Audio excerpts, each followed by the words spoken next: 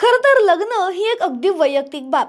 मियाँ बीवी राजी तो क्या करेगा काजी अशी एक हिंदी म्हण आहे. परंतु भारतात लग्न हे फक्त दोन व्यक्तींचं मिलन नसतं, तर दोन कुटुंबांचं मिलन असतं. त्यातही राजकीय घराणं असेल तर मग बघायलाच नको. प्राचीन काळापासून आजपर्यंत राजे महाराजे, सम्राट आणि राजकीय घराण्यांमध्ये परस्पर लाभासाठी विवाह होताना आपण पाहत आलोय. अशाच एका राजकीय संबंधांवरून बिहारच्या राजकीय वर्तुळात भूकंप झालाय. बिहारचे माजी मुख्यमंत्री आणि राष्ट्रीय जनता दलाचे सर्वेसर्वा लालू प्रसाद यादव यांच्या कुटुंबात वादळ आलंय. त्यांचे थोरले चिरंजीव तेज प्रताप यादव यांच्यावर अनेक गंभीर आरोप होत आहेत.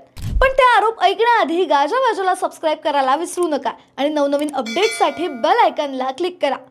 तर ते आरोप म्हणजे त्यांनी अनेक लग्न केली असून अनेक महिलांचं आयुष्य उद्ध्वस्त केलंय. सोशल मीडियावर व्हायरल होणारे चॅट्स आणि या फोटो व्हिडिओजमुळे या प्रकरणाला नवनवीन वळण मिळतंय. काय आहे हे सगळं प्रकरण, ते कसं सुरू झालं आणि यामुळे लालू प्रसाद यादव यांच्या कुटुंबाच्या अडचणी कशा वाढल्यात, जाणून घेऊया या व्हिडिओच्या माध्यमातून. नमस्कार, तुम्ही पाहताय गाजावाजा.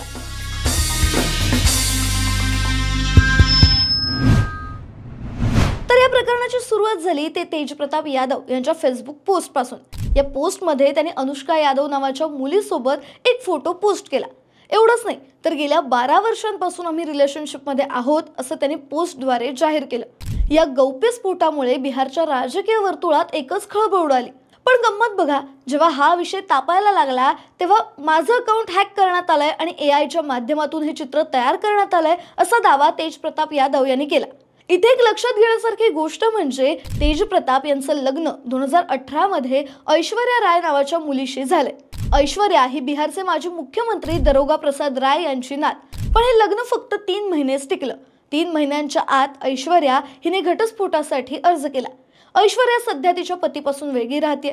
आता प्रश्न असा की जर तेज प्रताप आणि अनुष्का 12 वर्षांपासून रिलेशनशिपमध्ये होते तर मग तेज प्रताप यांनी ऐश्वर्याशी लग्न का केलं? हाच प्रश्न तेज प्रताप यांच्या पोस्ट नंतर लोकांनी त्यांना विचारला. सोमवारी ऐश्वर्या हिने मीडियाशी संवाद साधला तेव्हा तिने सुद्धा हाच प्रश्न उपस्थित केला.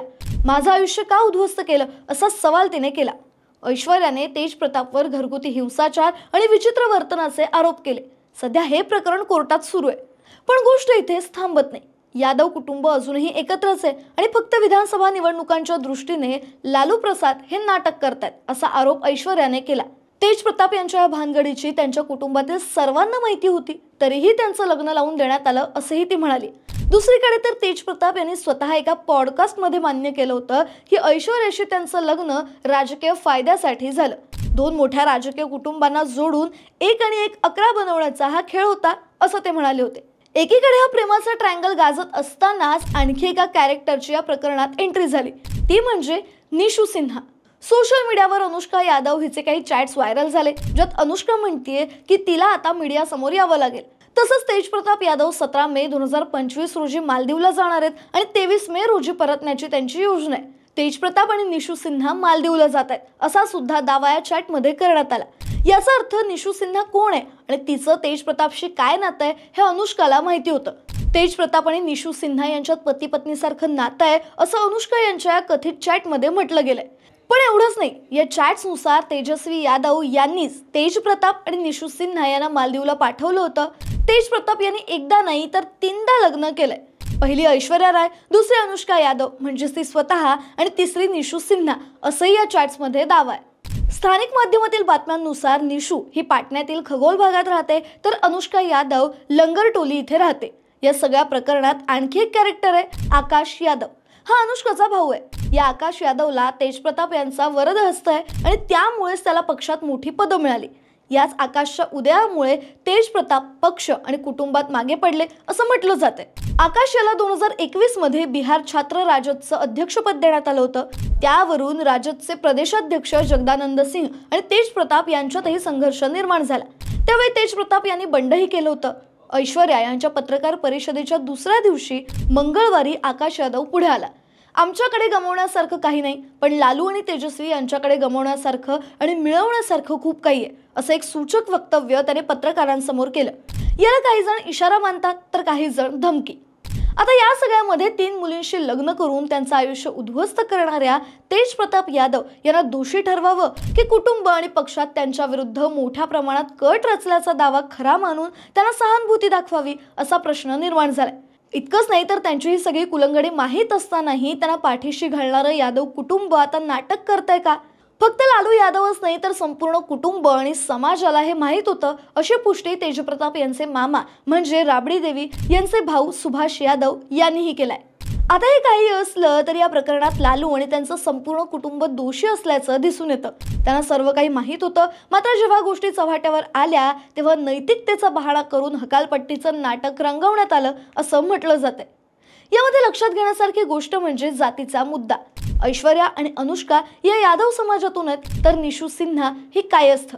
या तिघींवर झालेला अन्यायाचा मुद्दा बिहारच्या राजकारणात पुढच्या काळात चांगलाच तापेल. बिहार भाजप लवकरच हा मुद्दा पुढे नेताना दिसू शकतं. भाजपच्या वरिष्ठ नेत्यांनी अद्याप तरी याला वैयक्तिक बाब म्हणत त्याची फारशी चर्चा केलेली नाही. मात्र हे वैयक्तिक प्रकरण लवकरच सामाजिक मुद्दा बनण्याची शक्यता आहे. अन्य पक्ष या मुद्द्यावर लालूंच्या कुटुंबाला लक्ष करतील अशी शक्यता आहे. विशेषतः नितीश कुमार यांचा पक्ष संयुक्त जनता दल या प्रकरणाचा पुरेपूर फायदा घेण्याचा प्रयत्न करेल. दरम्यान लालू प्रसाद यांचे धाकटे चिरंजीव तेजस्वी यादव हे बिहारचे विरोधी पक्ष नेते आहेत. त्यांना मुख्यमंत्री करायचं हे लालूंचं स्वप्न आहे. गेल्या निवडणुकीत त्यांच्या नेतृत्वाखाली राजदने चांगली कामगिरी केली होती. परंतु आता या संपूर्ण प्रकरणामुळे तेजस्वी यांचं मुख्यमंत्री होण्याचं स्वप्न उद्ध्वस्त झालंय असं लालूंच्या कुटुंबियांचं म्हणणं आहे. बिहारमध्ये विधानसभा निवडणुका ऑक्टोबरमध्ये होणार आहेत. तोपर्यंत या प्रकरणाचे अनेक पदर उलगडतीलच.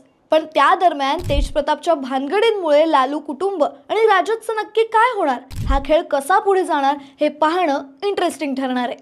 राजकीय विश्वातील अशाच नवनवीन घडामोडी जाणून घेण्यासाठी गाजा राजाला लाईक, शेअर, फॉलो आणि सबस्क्राईब करायला विसरू नका.